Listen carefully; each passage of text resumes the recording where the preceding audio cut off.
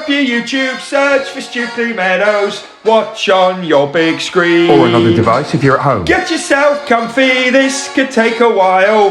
What a happy scene. Something new every day for your long-term memory. This is so exciting, it is nearly time for a Stukeley assembly.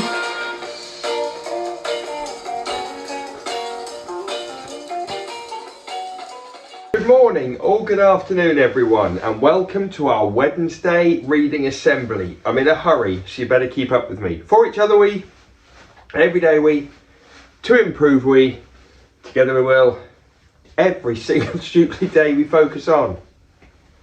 Our Stukeley motto is, our Stukeley curriculum is, our Stukeley plan for home learning is, 4 words that make the magic happen.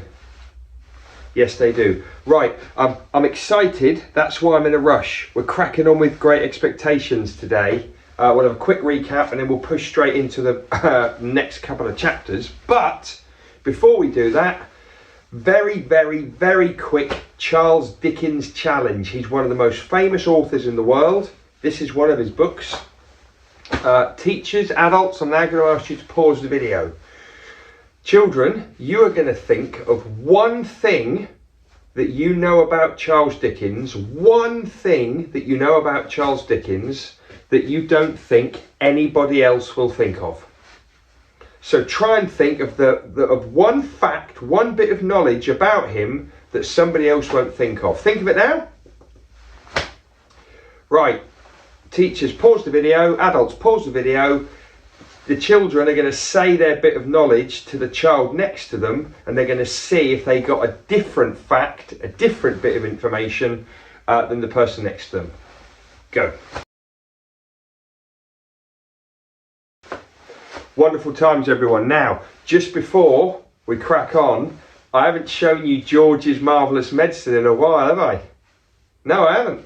So, still here. I haven't gotten rid of it. Oh. Here it is, everyone. Just going to pop it on the lawnmower. Oh. Now, it's definitely going mould. Not good. Not good at all.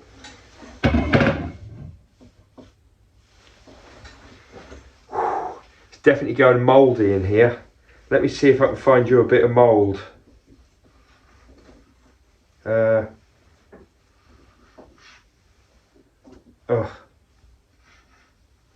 Oh, there, look, can you see that white bit? Yeah, that's mould. I mean, it still smells really bad. It doesn't smell good at all. Oh, it smells bad. Oh man, that's not good, but still got the sponge in there. Yep. Oh, good. That's not good. Right. I may have to get the door open in here. Anyway, George's Marvellous...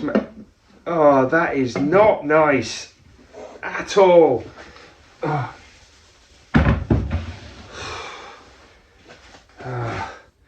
I was going to keep that as long, well, forever, but it's going mouldy and it still smells rancid. Anyway, enough about Dahl and Marvellous Medicine. We're on Great Expectations. So, we read this book last year. I loved it. I also read it when I was a teenager at school. Lots of you would have remembered bits of it. Very quick recap. The main character is a young boy called Pip. Pip lives in a farmhouse with his sister. His older sister, Mrs. Joe, here she is, and he lives with his uncle, who's called Joe, Uncle Joe Gargery. Pip has been out for a walk at Christmas time, on Christmas Day, and he's bumped into this criminal, this man who's escaped from a prison ship, I think. And this man has grabbed Pip and said, "Get me some food, get me something to help me." Anyway, Pip has run home, scared out of his wits, managed to get something to help this criminal, and the story, we finished the chapter where this man has now been captured by the police, but he hasn't told them that Pip helped him. So Pip is scared that this man, this criminal, is going to say, "That boy helped me," but he's kept quiet. Okay, so we're straight into the next chapter. We finished off by saying Magwitch, he was the criminal, he was the bad guy. As Magwitch was led away, Pip felt his own life had been saved by Magwitch's lie. Joe put a warm arm round Pip's shoulders and led him home. Okay, so now we're moving on to the next part of the story. It's got one of the greatest Charles Dickens names you'll ever hear. Joe Gargery, who was Pip's uncle, had an uncle himself, Uncle Pumblechook. He was a boastful, unpleasant man, with a mouth like a fish, and he had dull, staring eyes. He brought a bottle of wine to the Christmas dinner at the Gargerys and was happily drinking the whole thing himself. "There's nothing worse than an ungrateful boy," he preached to the people at the table. Then he looked at Pip. "You should be more grateful for those that brought you up." Joe poured Pip some extra gravy. "Now, boy," continued Pumblechook, "if you're not a grateful boy, today you never will be." Uncle Pumblechook puffed out his chest like a rooster. "Your Uncle Pumblechook will look after you. He's got considerable influence. Have you heard of that wealthy, grand Miss Havisham who lives in the big house? I'm going to let you go and play with her niece. Now, show me some gratitude, boy. Show me some gratitude." Again, Pip tried very hard to look as grateful as he could, but inside his body his little heart sank. "God bless you, Pip, old chap," said your Uncle Joe, and poured him more gravy. So Pip's obviously unhappy. He doesn't want to go up to Miss Havisham, this grand house where Miss Havisham lives, to play with her niece. But Uncle Pumblechook, who's a big, boastful, not a very nice man, is telling Pip that he's got to go and be grateful. Soon, great preparations were made for Pip's first visit to Miss Havisham's. To give the right impression, he was soaped and scrubbed and kneaded and soaked and towelled and rubbed and rasped until his skin was pink and shiny. Dressed in uncomfortably tight clothes, Pip felt very nervous as Uncle Pumblechook's coach drew up outside the gates of the big house. Pip stepped down timidly. That means he was a bit scared.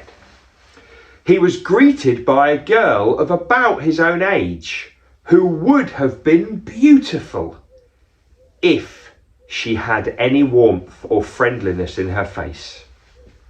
But this girl was filled with the cold and scorn of a hard life. Though she was Pip's age, the girl seemed more like a young lady. "Come this way, boy," she commanded. The young lady led Pip along a cold, sunless corridor, and at the end there was a door, upon which she knocked. "Who is it?" "It is Estella. I've brought the boy." The door creaked open. Stepping into the room, Pip was surprised that it was almost as dark as the corridor had been. Nevertheless, he could see well enough. A strange sight indeed. So let's just stop here for a moment. So Pip has been told by his uncle Pumblechook that he has to go to Miss Havisham's house, this mysterious old lady, and he has to play with Miss Havisham's niece. Now when he gets there, it's a very grand house. Estella, oh, I should have said her name. Sorry, the niece, the girl, is very cold, not very warm and friendly, and she's now taken him to meet Miss Havisham, and they've just opened the door to Miss Havisham's room. Miss Havisham looked like a ghost. She was a vision of paleness. She wore a long, faded white dress of satin and lace, with white shoes of the same material. Her skin and hair had faded almost to white, and from her white hair hung a faded white veil. Even the flowers in her hair, which were once so colourful, had faded to a colourless white. The only happy relief amidst all of the white and ghostliness was provided by a diamond necklace that sparkled ever so slightly. Pip was told to sit down and play cards with Estella. Now, I don't want to scare anyone, but this is Pip playing cards with Estella. And look at Miss Havisham in the background. Just really quite scary. Pip was told to sit down and play cards with Estella, who immediately took charge of the game. She explained the rules so quickly that Pip hardly had time to think. Miss Havisham watched the pair curiously and with satisfaction. Pip wondered if the curtains in the room had ever been opened to let the sunlight in. A layer of dust covered every surface. On a table, Pip saw what could only be a wedding cake, complete and uncut, covered in dust. Through the dust-filled air, Pip could see 2 clocks. Both had stopped at exactly the same time, 20 minutes to 9. Time stood still in this gloomy room as the dust continued to settle on top of more dust. Pip continued to play cards with Estella, but when he made a mistake and picked up the wrong card, Estella got cross and rolled her eyes. "What a stupid, clumsy boy you are," she sneered. "And what rough hands you have." Pip said nothing. He was not enjoying himself at all. At the end of the game, Miss Havisham drew Pip close to her. "I hear what Estella thinks of you," she said. "But what do you think of her, Pip?" "Oh, I do not like to say," stammered Pip. "Then tell me in my ear," said Miss Havisham. Pip whispered, "I think she is a very proud girl. I think she's very pretty. I think she is very rude. I would like to go home now." Right, we're going to leave the story there. I have to be honest, I feel a bit anxious for Pip. He's been told that he has to go to a house and play with a girl. He's never met her before. There's a strange lady who's sat in a room, dressed all in white. The room is filled with dust and has got no light in it. And the girl is horrible to him. I mean, what would you think? Anyway, we're going to stop there. We're going to carry on next week. I'm tired of giving you excuses, but I haven't done a cheer boost song of silence. I'm so sorry. Here's another nostalgic one from last year. Will they get a cheer or will they get a boo? With either one there must not be violence. They may well get a song, but it will not last that long. We really hope they do not get silence. You know what we're going to do first? Behind the curtain is Mrs. Nightingale. Oh yes, a perfect link to our music marathon coming up. But is she going to get a cheer, a boo, a song, or silence? That wasn't a clue, by the way. She has picked a card, she knows what's going to happen, but do you? Have a think at home, have a think in your classrooms what's going to happen. Cheer, boo, song or silence. Right, let's get ready for this. Out you come, Mrs. Nightingale!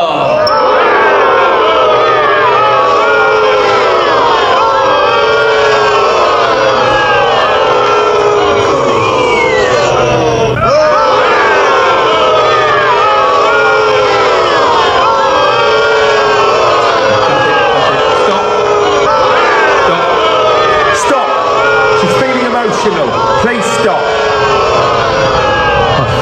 I thought she'd at least get a song.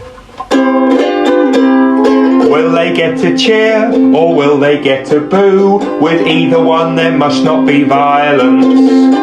They may well get a song but it will not last that long. We really hope they do not get silence. Another great one. There will be some new material soon, I promise. It's just been a very busy time. Very few shout outs to finish because we're running out of time. I'm going to say happy birthday to Riley in foundation stage. Happy birthday, Riley. Have a great time with your friends today and lots of celebrations with the family too, I imagine. One more very quick shout out. I'm so proud and so pleased that most children in the school are still reading every day, still writing a sentence in their learning logs at home every time they read, and still getting on rock stars and quizzing. More and more children are kind of slowing down now. We're all getting that kind of hot summery feeling, but most children are still doing it, and my shout outs to you, you're brilliant. Let's finish with most important 60 seconds. The most important 60 seconds are coming up now. The most important 60 seconds are coming up now. Okay, I try to walk around the whole school every single morning, and one of the school leaders walks around the whole school every single afternoon. We do that to check that you're all working hard and being kind, and to see if your teachers need any help or any advice, or if they need to share any good news. Okay? Yesterday, I think Mrs. Page went for a walk around school, and in a couple of classrooms, she didn't see great learning behaviour. Some children were being very rude to their teacher and maybe giving a bit of back chat and not following Stukeley values and Stukeley rules. Some children were moving around the room far too much, when actually we sit and we focus and we crack on. Today, I will be doing 2 or 3 checks to make sure that we're all working hard and being kind, and teachers and adults in class, it's very important that you use those 4 L's. Number 1, children who aren't doing what they should be get a quick look and a bit of a reminder. Number 2 L, you give them the line, you remind them what they should be doing at Stukeley. Number 3, no more mucking about. Name goes on the board to remind that child that you're giving them too many reminders, and it goes in the learning log too. And then if children still aren't following, and we know that nearly every child at this school can do this, if they're still not following the good learning behaviours, then a school leader will come and we'll have a discussion. Well done to every child that's doing a brilliant job. Oh, I've got the ticklies. Well done to every child that's doing a brilliant job. Let's remind those that aren't how to do it.